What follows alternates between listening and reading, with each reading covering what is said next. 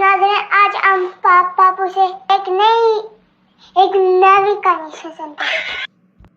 बड़ी सबकमोज कहानी है। इस तरह के एक मियाँ बीवी थे और उनके यहाँ कोई औलाद नहीं थी, तो उन्होंने अपना दिल बहलाने के लिए एक कुत्ता रख लिया और अल्लाह ने किया कुछ अर्सा के बाद उनके यहाँ एक बेटा पैदा हो गया।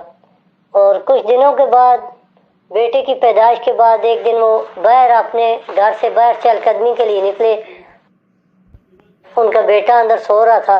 कुछ देर बाद जो वो वापस आए तो देखा दरवाजे के बाहर उनका कुत्ता जो है वो खून से बिल्कुल लोदर बोदर हुआ बैठा हुआ है, उस बिल्कुल खून में डूबा हुआ है। उसके गालों के साथ, मुंह के साथ, सीने के साथ उसका खून लगा हुआ है।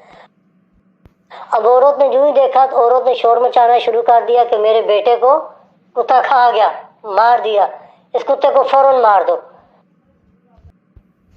अब उसके खामन ने उधर से पिस्टल निकाला और कुत्ते को फायर किए, कुत्ते को मार दिया। अब वो रोती पीटती भागती कमरे की तरफ आई, आकर के देखती क्या है कि कमरे में तो बेड के ऊपर जो है उसके ऊपर बेटा सोया हुआ है, तो साथ में एक अजदा, बड़े अजदा जो है वो मरा हुआ पड़ा हुआ है।